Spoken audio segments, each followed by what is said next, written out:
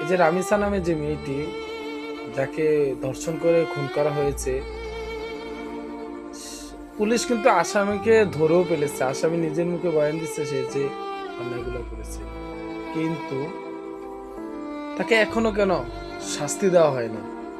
দেশ চাচ্ছে, জাতি চাচ্ছে, সবাই চাচ্ছে যে তাকে শাস্তি দেওয়া হোক।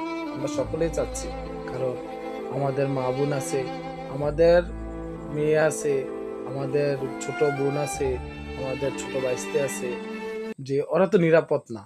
কারণ ওরা যদি নিরাপদ থাকতো তাহলে কিন্তু আপনার এই বিচারটা ওপেনে হতো, জনগণের হাতে হতো। পুলিশ প্রশাসনকে আমি আবারও বলছি যে আপনারা রামিসা হত্যার খুনিকে আপনারা আমাদের হাতে আনিয়ে দেন। আমরা আমরা বিচার আমরা করব, রামিসার হত্যার বিচার আমরা করব, যদি আপনারা না পারেন।